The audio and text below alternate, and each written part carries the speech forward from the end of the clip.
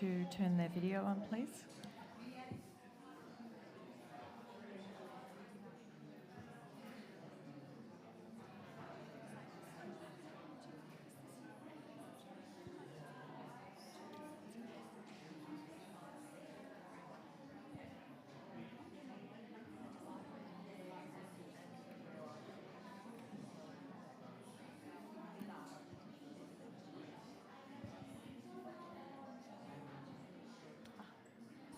Good.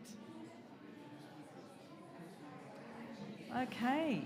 If everybody would like to come into the area and please move forward. If sometimes it's a little bit noisy at the back there, so please, I know it's very hard that a lot of people are used to sitting in the back at lecture theatres, but come on forward.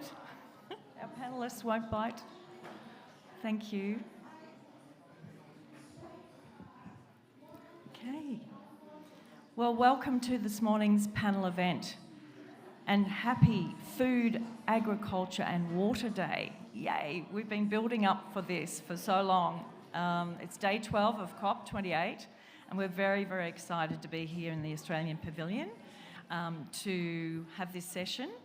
This session is going to be a very interesting session because it's all about sustainable food systems and the climate change, and particularly focused on the Pacific and Australia. So we very much appreciate a representation today from the Pacific.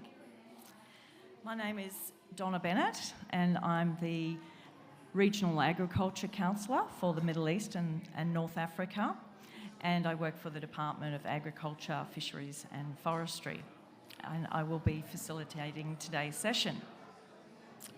I'd like to begin by acknowledging our traditional owners on the land on which we meet today, and I pay my respects to elders past and present, and also to extend the respect to Indigenous people across the world.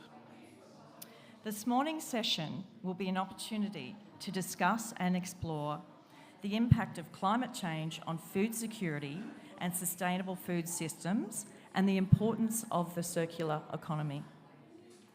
Focusing on Australia and the Pacific, the session will allow us to share knowledge, best practices, and identify opportunities to sustainable food systems.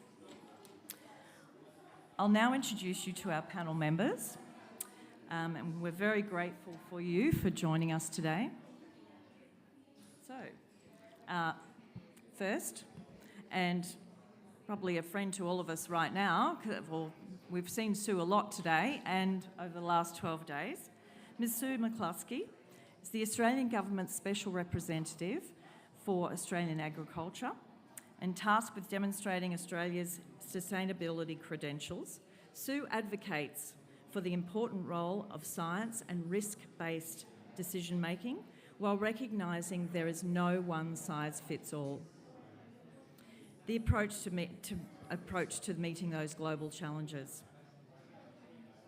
Sue also is a farmer and very proud of that, and her farm is a place called Yass, which is near Canberra in Australia, of course. Thank you, Sue. Jackie Brown from CSIRO is a climate scientist, and she is the Research Director for the Climate Intelligence Program and the lead of CSIRO's Climate Science Centre, which translates vast and complex climate information into decision-ready formats and applications. Now we're doing something a little bit different today. We've got some virtual panel members, and we have Laurel McMillan from CSIRO. Give us a wave, Laurel. Yes, it's working, I love it. And Laurel leads research in sustainable transitions in agri-food systems in Australia and internationally, and has worked across a wide range of agri-food, system science and policy domains. We also have Elise Tuka, gives a wave, yes, thank you, joining us from the Pacific community and is the Food Systems Program Lead based in Suva, Fiji. She's responsible for providing leadership and coordination of Food Systems Integrated Program at the SPC. And very specially, we'd like to welcome the Honourable Ratiki Takira and I probably haven't pronounced that properly, so I do apologise. Joining us from Kiribati, and he is the Minister of Environment, Lands and Agricultural Development. So please give our panellists a warm welcome.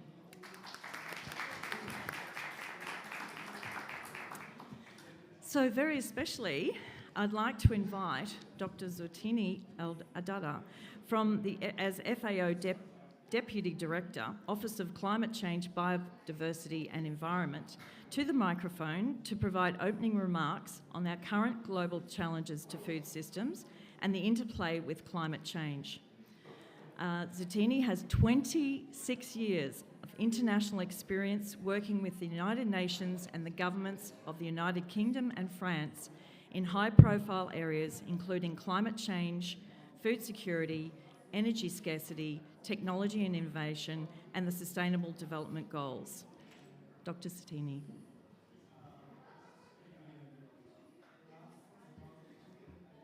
Thank you so much, and good morning, everyone. Good morning, Your Excellency, and then the panelists, dear friend Sue. We've been meeting in so many gathering and events. So it's a pleasure to be here and hopefully say some few interesting facts and issues that will help generate some discussion and will be useful, particularly on this day, as you said, our big day on food, agriculture and water. And it's true, we've been waiting for this for a while. The energy, the momentum has been building up for a few years, and I think everyone involved in this should be really proud of where we are now. It's great that we've got this global attention now given to food and agriculture, excuse me, given to food and agriculture, and the fact that from now on there will be a lot to do, hopefully, in improving the agri-food systems, in improving the lives of farmers and those who are most affected by climate change. And I think you probably all know the interconnection between agriculture and climate change. They so depend on each other, and they do affect each other as well. So agriculture is the most vulnerable sector to climate change, particularly when we consider drought. Agriculture absorbs 80% of the impact of extreme weather events, specifically on drought. And at the same time, agriculture, gives back, so many greenhouse gas emissions. The third of global greenhouse gas emissions come from agri-food systems, the whole chain from production to consumption. And this linkage is important because, we expect that climate change would push more than 100 million people into extreme poverty by 2030, just in the next 7 years. And increasing the number of people at risk of hunger also by around 180 million people by 2050. And we know that there is an increase in extreme weather events, a drought or hurricane or floods, and also other crises, the biodiversity crisis, the health crises such as the COVID-19, and they all affect global food security. And scientists from all around the world, particularly the Intergovernmental Panel on Climate Change, saying that this is going to get worse. Global food security will be affected and will be affected even more in the future. And that's why it's important that we look at the transformation of agri-food systems and make them really fit for purpose in feeding and nourishing people, while also being environmentally friendly and using natural resources in an efficient and effective way. And particularly for the agriculture in the Pacific areas, it does face significant climate disasters. And if we look at the losses, particularly in the period of 10 years between 2008 and 2018, we estimated the total loss of around $108 million in crop and livestock damage during this period. This just illustrates the damage and the loss caused by extreme weather event due to climate change.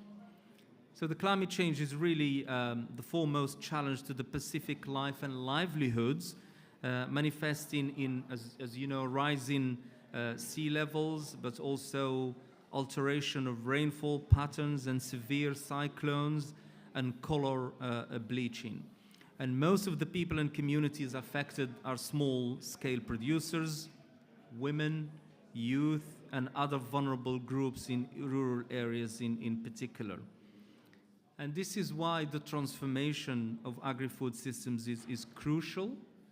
Is crucial not just in terms of food security, but also for ending poverty and fostering inclusive and economic growth, and of course addressing the climate crisis and the biodiversity loss crisis. But this has to be done in a systemic way so that we're linking up various aspects related to food and agriculture, not to look at things in isolation. We cannot look at water and biodiversity and land in isolation. All the strategies we develop, particularly at government level and beyond, and action plans, they have to be interconnected. Why?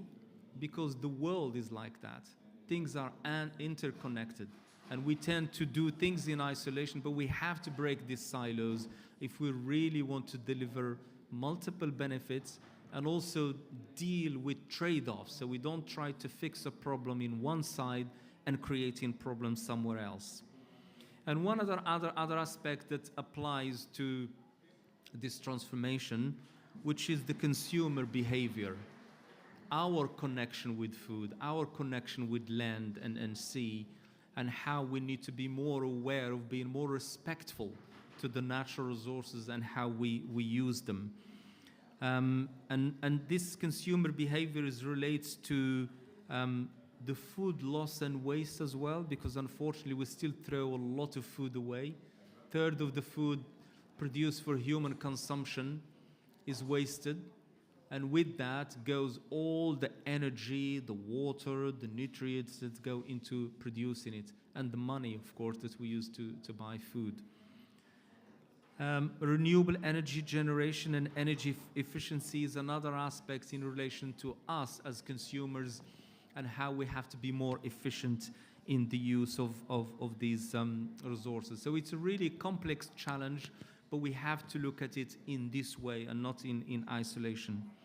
So the key message really is that agri-food systems have a lot to offer in terms of solutions. And these agri-food system solutions, they're also climate change solutions. And we have to turn that around so we don't talk only about problems, but talk about what we can do in terms of bringing solutions to particularly vulnerable communities in this context and smallholder farmers. So we need to coordinate and align the policies between the different sectors, as I said, and have really this holistic and integrated strategies.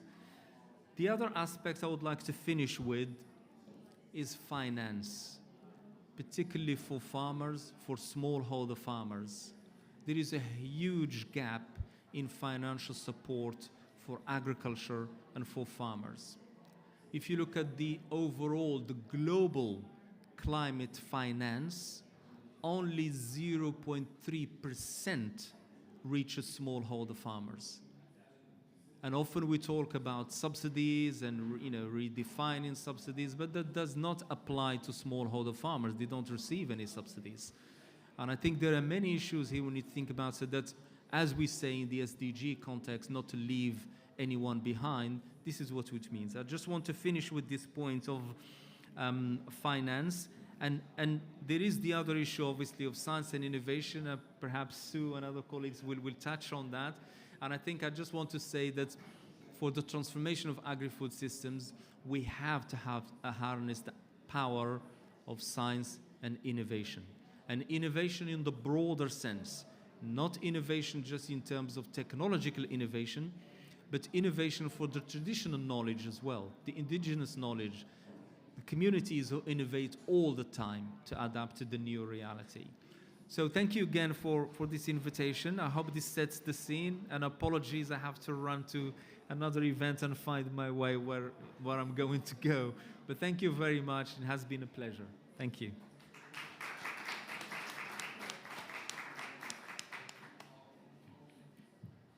Thank you, Dr. Satini. We really appreciate your insights and your time with us. I know you've been going here, there, everywhere, so we really, really appreciate your insights and your time. So please leave at your leisure. I'm actually going to join His Excellency because he looks a bit lonely over there, so I think we need to balance the team. So I'm going to come over and sit with you. I'm going to sit with you. Yeah.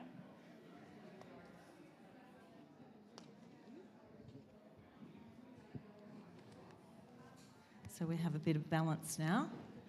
And is this okay? It's good? I'm happy, if you're happy. We're all happy today. All right. So I'm going to be asking a few questions first to our panel members. And then after that, I'll invite some audience questions.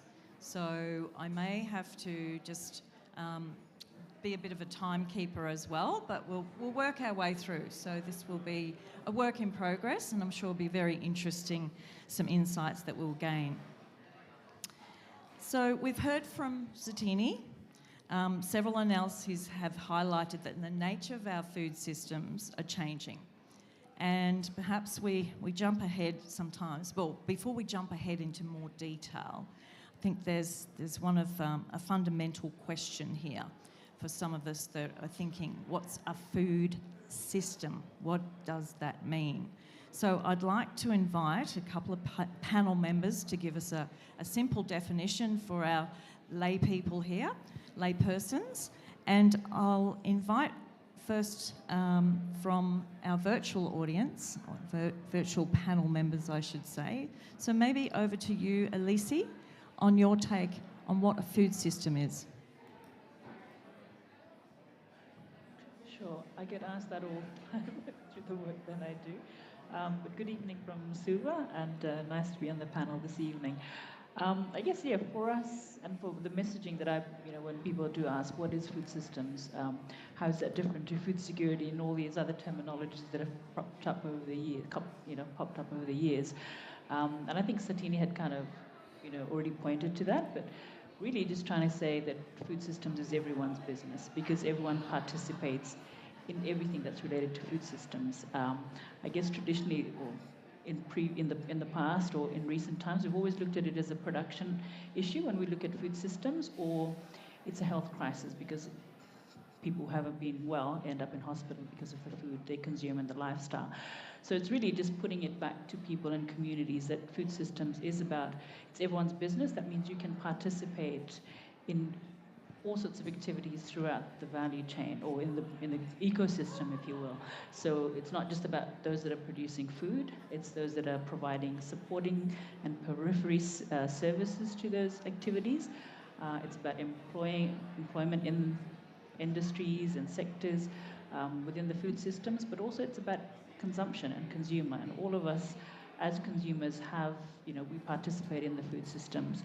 I think in the case of the Pacific, the food systems was the work around that was really prompted by, obviously the climate change crisis that's facing us, but also a health crisis around non-communicable diseases. So we also try and impress upon, those that would listen around food systems advocacy is that we all have an vested interest. We all have some kind of investment in it because we either we make decisions and choices about the food we consume or relating to food activities, but we also do tend to know people who've had some health issues over the years, and so that sort of makes us personally invested in that. So I guess this might be different to other issues around, that come up over the years or in our lives, but I think food systems fundamentally is also about the individual as well as about the bigger community.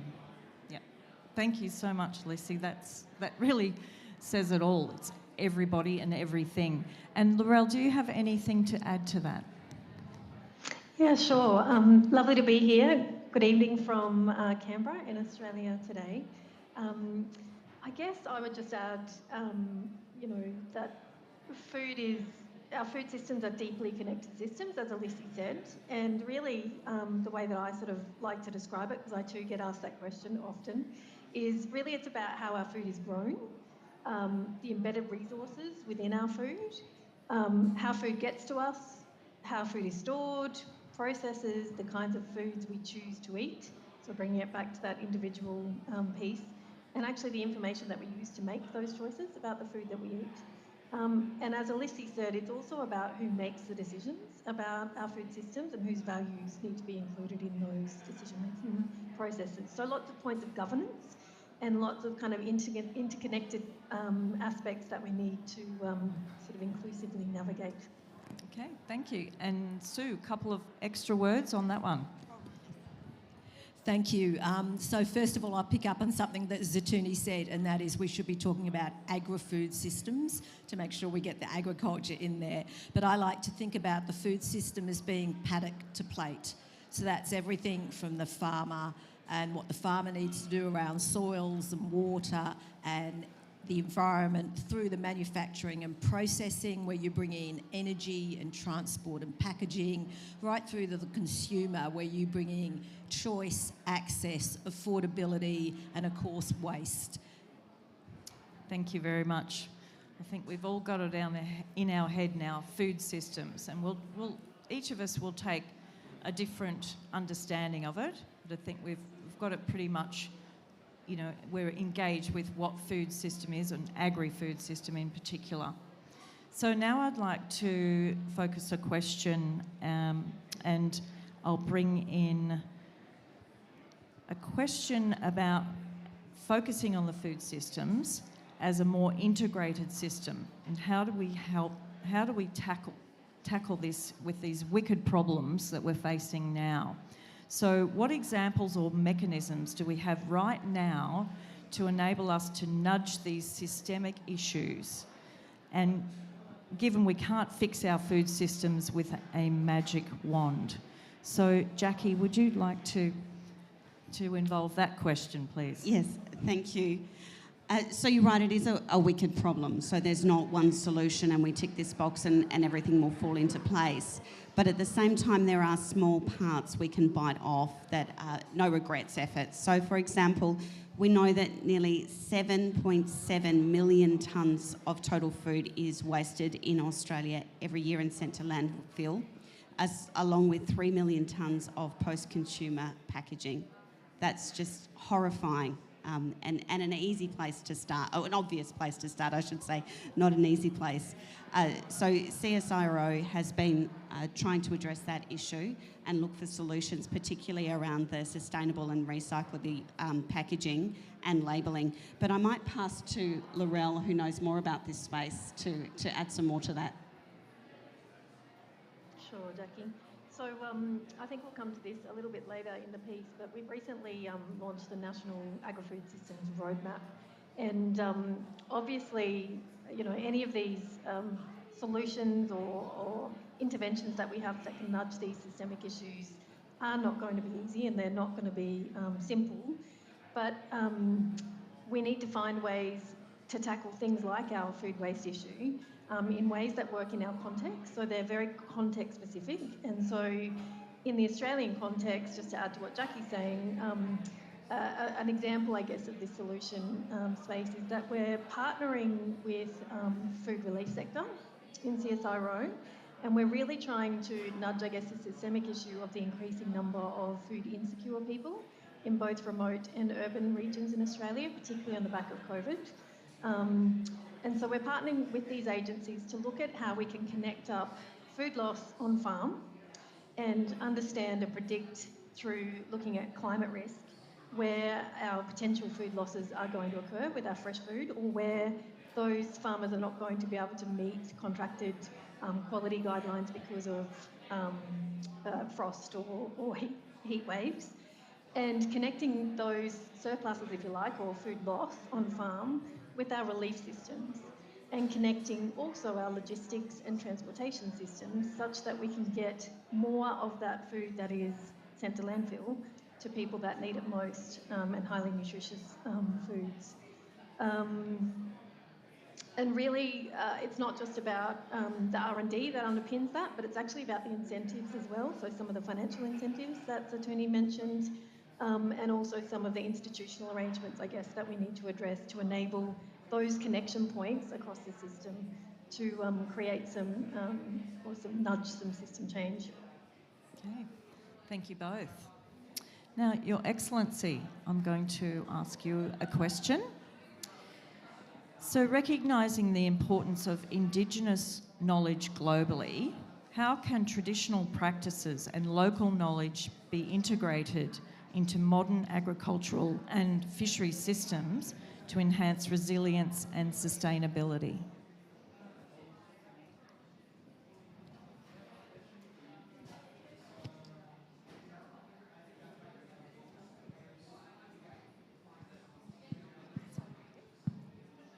Thank you, madam. And thank you for your nice question. Because we are in the Pacific, we have different local skills in the Pacific. So in my country, Kiribati, we have also the same context about local skills, how to fish, to get more fish in a small time, consumption of time, and how to plant vegetable to do the biggest and heavy. We can do that in our culture and our skills. So that's our skills, but we can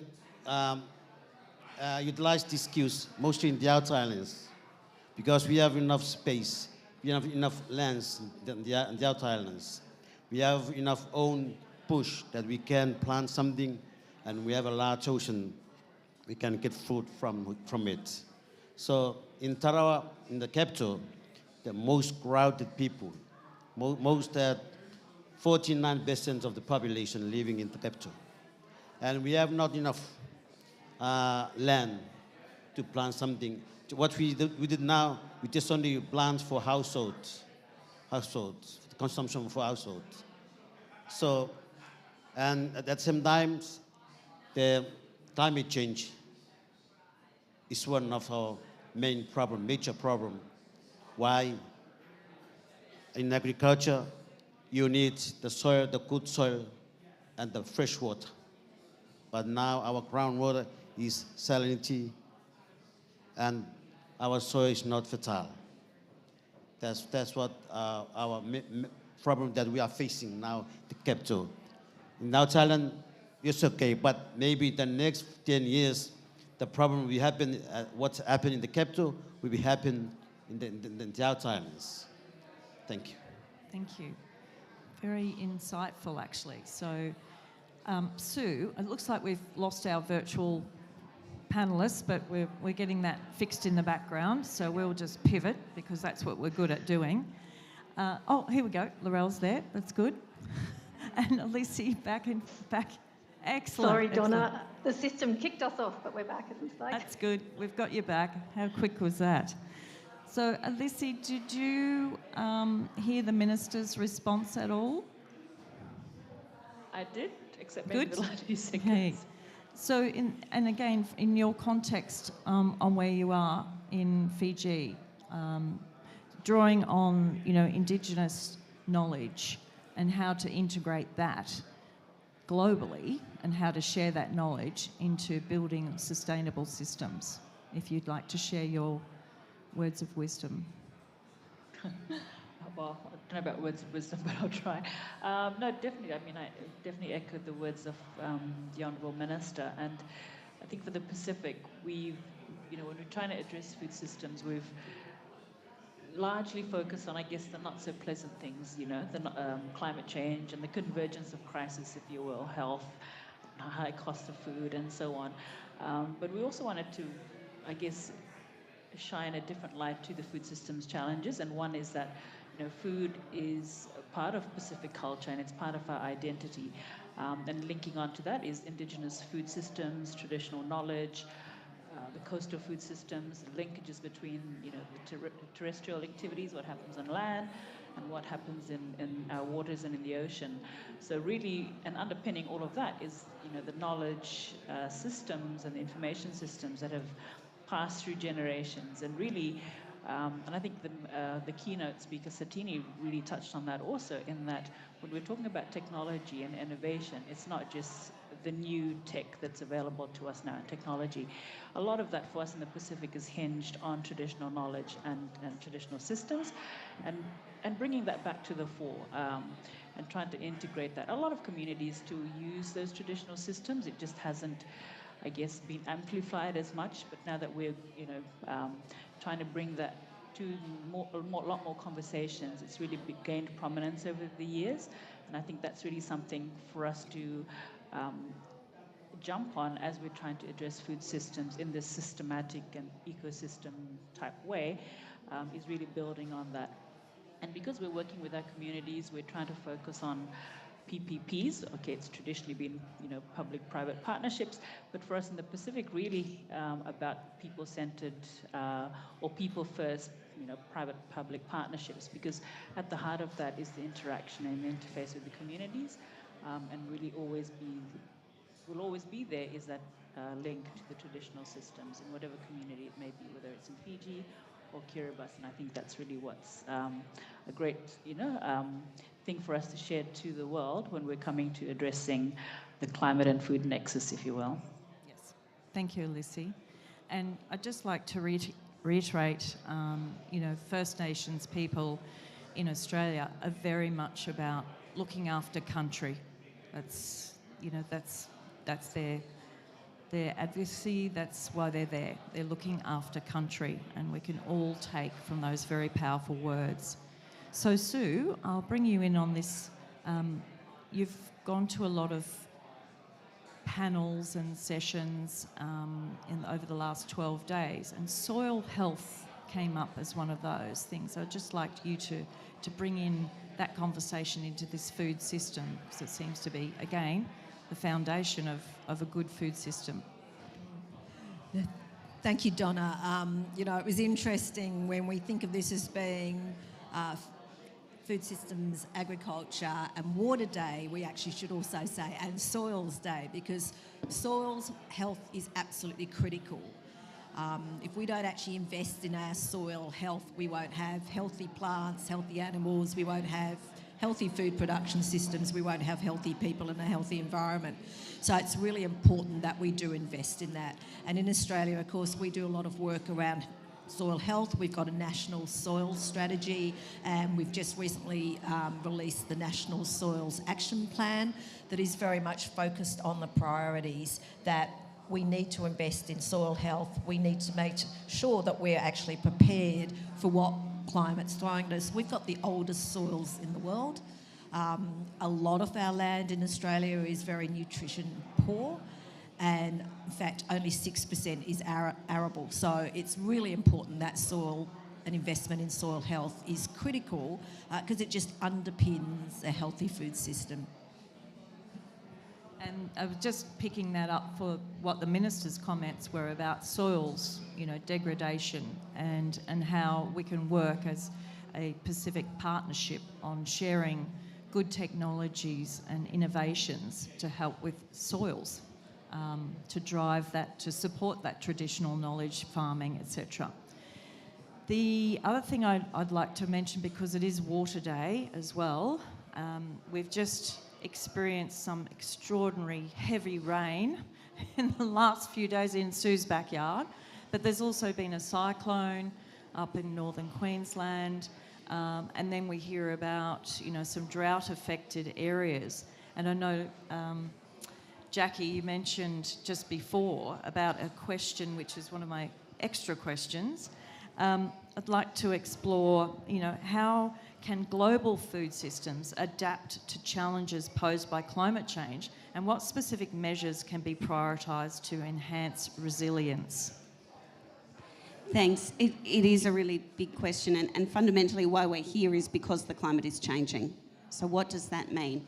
For Australia and the Pacific, we have one of the most variable climates in the world. We have El Nino and La Nina, and we know what it's like to deal with those. We're pretty smart. We've had amazing technological advances that have kept up with those fluctuating systems. So going forward, we're already thinking about what does that look like when it's exacerbated. So the 3 La Ninas in a row for Australia has meant a lot of rainfall, and now coming into an El Nino, and we're not sure what that means for drought going into the future. But I would caution against looking at one aspect of climate change on the food system at a time. I think it's dangerous to just say, okay, this is what heat is going to do, or this is what extreme rainfall is going to do. The reality is that we've seen in Australia just this week, we've got record temperatures in New South Wales. South Australia's had 2 months of rainfall in 24 hours. We've got something like 80 bushfires, 26 aren't contained, and then a southerly buster that came through and took roofs off. Right? That is what climate change is going to do. It's all of it together. So how can we make sure our systems are resilient as a whole of Australia's system when everything starts to fray around the edges? And possibly even more concerning at an island level, when you think about the acidification damaging the reefs, the sea level rise, and then the cyclone comes in on top of the fisheries. That's an even bigger question. You don't look at those single issues, you look at that whole system and how are we going to be resilient to that? Yeah. Thanks, Jackie. Laurel, would you like to add anything into that from the science point of view? Yeah, sure. Probably not from the climate perspective, because that is Jackie's expertise. But I guess, Dr. Zatundi explained some of the sort of changing pressures on global food systems, and indeed participants, as Jackie has said, across Australia's food system are increasingly facing these new complex and interconnected, both natural sustainability challenges, climatic challenges, but also social challenges. And so I guess just to reiterate that we're not going to be able to address these with any one single technology-focused approach and sector kind of approaches. It's really going to require that attention to sort of the processes that enable broad and meaningful stakeholder engagement across sectors, across agencies, and within and beyond the agri-food sector as well. And really, I guess, working through the trade-offs, as Atundi said, that might need to be managed, and looking at pathways where we can really feasibly and legitimately take some action. Great. Thanks, Laurel. Minister, I'm going to head back to you. So how can we foster an innovative mindset in agriculture that will drive that improvement and adaptation? Thank you, Madam. So because we are in the continental, and agriculture is our challenge. So we are voicing our request to the world, especially to our term partners, how they can find the modern technology in agriculture for us, in order that we can use some water and we can use more fertile soil, so that we can crop something on our island, on our lands. So what can I repeat again? We need more partners or any other country that can help us in providing us more new technology on agriculture, so that we can go ahead and we can face no problem for the next future problem of against climate change. Thank you. Thank you. And Elise, any views from you on how we can foster that innovative mindset in the agriculture sector? I guess one would be... On mute. This is coming from SPC's, there we go. This is coming from SPC's perspective, in that food systems the members of SPC have really impressed upon the membership in the Pacific that food systems is a challenge, and it's something we need to address collectively. So it's a key focus area in our strategic plan. So that really puts prominence on the issue and that integration that we want.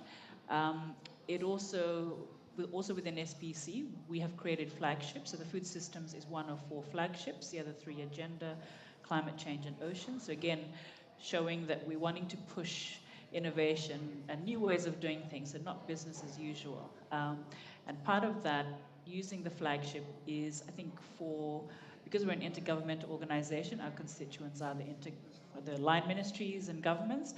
And we work with private sector and civil society, but I think we're really looking to the flagships, like the food systems flagship, to really be able to work with civil society and private sector, and the engagement and the improvement in tackling food systems we see potentially lies in working with these two constituencies really, really closely, along with academia and government. Great, thank you. Now, this is a fairly big question and probably deserves a little bit of cognitive demand. And I'm going to put Sue on the spot for this. So the interconnection between water, food and energy is crucial for sustainable development. How can we manage this nexus effectively to meet the growing demands for all three, especially considering the significant impact agriculture has on water resource and energy consumption? It's a big one, isn't it? Look, it's a matter of thinking strategically and holistically about this. It's a cross-portfolio demand. We've got to think about what are the outcomes that we're trying to achieve for our country, our world, our planet, not just for any one particular sector. And we heard Satuni and Laura mention this too. We've got to balance those trade-offs. But we've really got to be putting people at the centre of this, because the people, we look after the environment, we'll look after our people, so we've got to have the input from people. But very importantly, we can't think of any one of those areas in isolation, because if we focus on one, we will have consequences that will be adverse for another area. Thank you. And Laurel, anything to add to that big question? Yeah, it's a big question, absolutely. As Sue said, there's no sort of magic bullet. And maybe if I sort of talk through the tackling greenhouse gas emissions in our food system, a component of that, which is obviously connected to the productivity and resilience of our systems. In Australia, our total food system emissions equates to 6.8 tonnes equivalent per person per year. And so I think it's fair to say that Australia already has a multi-pronged approach underway, but of course there's lots more we can be doing. Things like strengthening markets for low carbon and nature positive land use, increasing our access to and availability of climate neutral foods, which I guess implies the circularity piece that you spoke about in the intro, Donna. Reducing emissions through food loss and waste, as we talked about earlier. There's a number of things we can do, and I guess from CSIRO's perspective and the Australian innovation ecosystem, some of our missions are tackling that. So our Towards Net Zero mission is bringing together and convening a number of stakeholders across the innovation ecosystem in Australia to really look at innovative ways, both technology, but also system, the underpinning system, institutional system processes that sit around being able to reduce greenhouse gas emissions, for example. Thank you so much. Right, now we're heading into the final 10 minutes, so I'd like to open it up for questions, and I see a hand up, so if we could set the microphone over.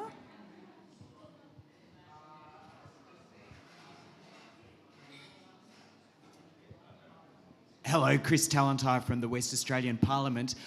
Interested in your comments on the need for a reduction in reliance on animal-based proteins, livestock, and the corresponding increase on plant-based proteins, alternative proteins, and how that can help us drive down emissions and also reduce the degradation of the landscape as well.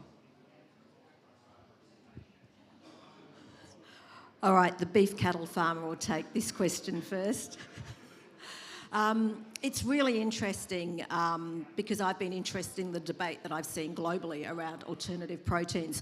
And when I was at conferences at the beginning of the year, that was what was being put, that stop eating red meat, you'll solve the climate challenges of the world. Most recently, the FAO, I was seeing a much more nuanced and sophisticated debate around alternative proteins, where they were splitting them into 3 buckets basically. You know, your plants and your nuts and your legumes that have been around for decades, the cell-based, the fake meats, and then the alternative meats, and then the cell-based, which is lab-based. What they're now going to do at the FAO is actually say the things we need to be thinking about are the environmental footprint of each of those buckets, and then compare that with your livestock production and the nutritional outcomes of each of those buckets. And then we've got a better comparison. But in the end, it comes down to choice, access, equity and affordability. And if we think through a global lens, much of the world is actually going to continue to depend on livestock or other proteins rather than alternatives, because they simply can't either afford them or have access to them.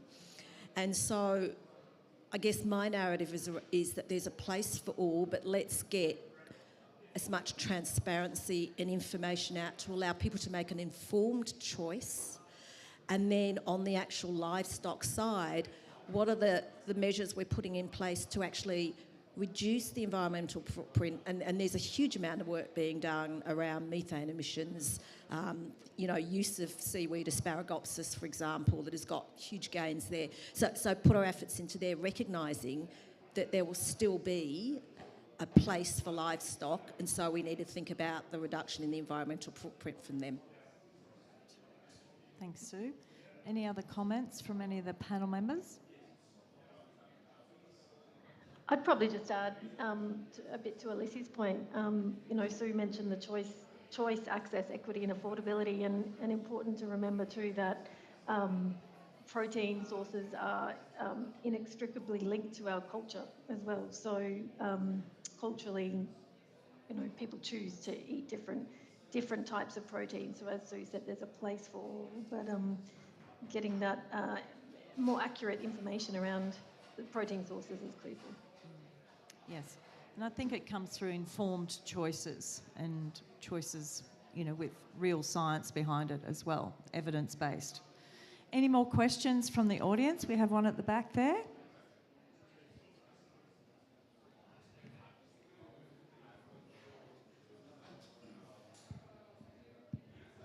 Thank you, Madam.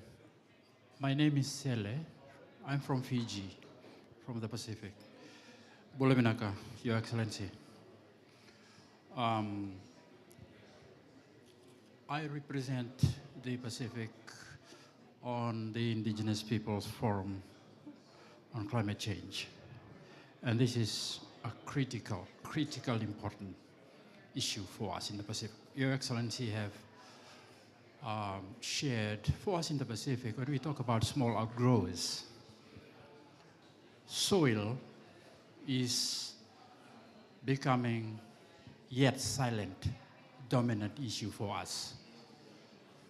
But I'm so thankful that virtually here, our friends from SPC, this is the issue for us for the future. We are only talking about land degradation. We really need to sink it down to soil, remineralization. What is actually the issue for us moving forward? And I'm so thankful also for Your Excellency voicing out the issue now on innovative technology. And I'm so thankful to be hearing such data from Satini, 0.3% of finance going to the small growers. That's a chilling statistics. Now, I really want to go deeper into that. And I presented a question to the panel members. What is the way, this is Madam going back to one of your earlier questions on innovative resilience mindset. We are not really looking at our children when we talk about intergenerational equity. We may be talking about food system, water, and energy nexus. The real one, the Pacific is a youthful population. And this is for us, I joined Aquiribus at our own forums on the issue for us to push and challenge these spaces. And I'm so thankful our colleagues from Australia are aligning their position with us, our indigenous knowledge system. And the future of these systems are our children, our kids. So let me connect that to financing. We may be talking about organic systems. We may be talking about from what we call as in Fiji, iteitei to the table. Iteitei is food gardens. Our perspective is a little bit different in the Pacific. We're talking about small grower, we're talking about our women, gender development and empowerment on backyard gardening. So this is the issue for us. So I put it up to the August panelists. What is your vision on going into that? Thank you.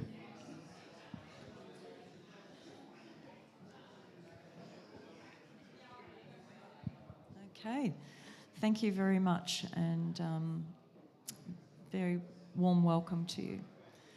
Perhaps we can ask Alisi if you could respond or comments. Sure. Thank you, Sally, for that intervention. There was quite a few things in there. I think maybe two I'd pick up on.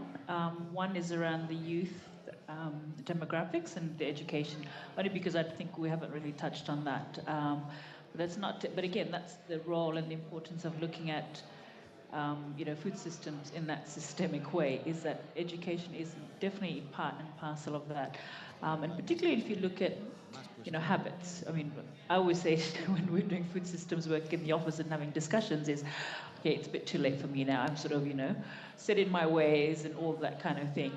But really our investment needs to be with our kids, primary school students, high school students, and particularly if when we're looking at climate change and food systems as, sort of confronting crisis for the region. And if we're seeing, and they both influence each other, if we're seeing that, we're 70% of our people are dying before they reach 60, 55 even, so that's a lot of our capacity and capability disappearing in front of our eyes.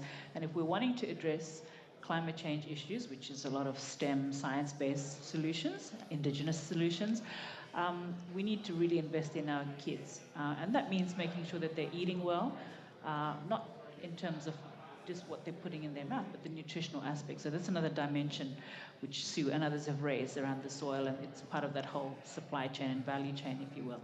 But really just to impress upon you that yes, education and the investment in kids and our youth is fundamental. And that's why I think when we are using the flagship at SBC is when we're talking to communities and to the countries is making sure that young people are at the table as well. So it's the governments, it's private sector, it's civil society. And in that civil society group, we understand that that can be a big group. So that's communities, women, and we know in the Pacific that women make decisions at the household. So how is it that they play a role in this food systems conversation?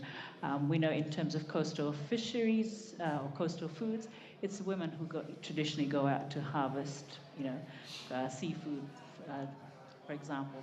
So it's important that we do include women and youth. I really won't touch much into finance because that we could be here all day. But again, that's an important one. And I think the Honourable Minister had also sort of alluded to that in one of his interventions earlier, emphasising the importance of finance and investment in the Pacific when it comes to food systems as well. Right. Thanks, Alisi. Now, I'm just conscious we need to wrap up, so I'll just ask for a few final comments or from each of the panellists. And before I do that, I'd just like to again thank every one of you for your interaction and your comments today, and thank the audience for their engagement, and hopefully you've taken something away from this today. There's a lot more to go on with, obviously, but I'd just like to conclude with those comments from me. That's all from me. And final comments from each and every one of you, maybe 30 seconds each. So over to you, Your Excellency. Just final comments. Thank you, Madam. So I and my delegation here, I thank you very much for the invitation and for this meeting like this, the panelists. So I am so very excited to be one of your panelists here. So thank you for the arrangement. Thank you for time with us, especially thank you for our audiences here. Thank you. You are our right hands at two times to help us in many ways. And thank you, my colleagues. So please be with us as always. And thank you, everyone. Welcome. Elise. I think just very quickly remind everyone that food systems is everyone's business. I think it's not on just governments and policymakers to make decisions. I think it's on each one of us to take a small decision or a decision, whether it's buying more local produce, reducing our waste and what we're purchasing, or talking to our colleagues and friends about food systems decisions. I think it's really on each one of us as we walk away from this side event. That it is everyone's business, not just left to policymakers. Great. Thanks, Elise. And Laurel. Thanks, Donna. I think really we need to break away from our often siloed approaches, I think, in tackling these systemic issues in our agri-food systems, and we've heard a bit about that today.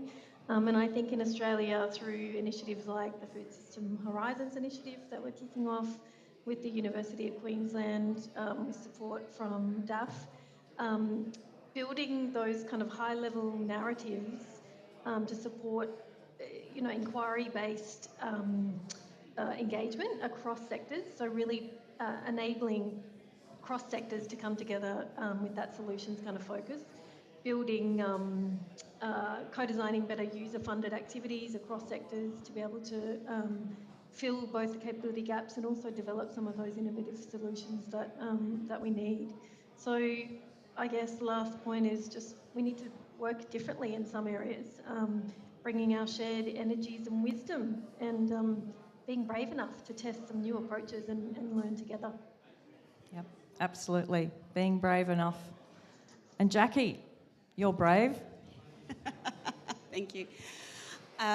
Thing I'd say is I often see people hesitating to take action and using the uncertainty in the climate change projections as an excuse for inaction. If you wait for the accuracy, it will be too late. And I think in the food system space, there's so many no regrets actions. Don't let the uncertainty slow you down. Great, thank you. Thank you. And look, I'll finish on probably an example of action. The Pacific is really important to Australia, and an example of how Australia does partner with Pacific countries. And in Fiji, organisations such as SPC is through our Australian Centre for International Agricultural Research that actually looks at partnerships on the ground, that works with farmers and other local communities to make sure we can embrace the Indigenous ways of working, but bringing the innovation and the technologies to help actually with the capacity building with a real focus on women and youth. Terrific. Well, without further ado, we've run just a few minutes over, so thank you for indulging us. And again, a warm thank you for all our panellists today. If you could just join your hands together and give them a warm round of applause. Thank you. And again, happy Food, Agriculture and Water Day. Enjoy the rest of your day.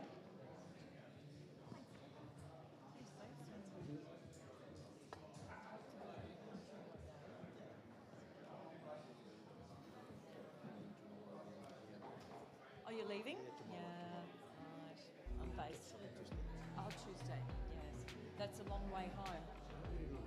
Where do you go, via Brisbane?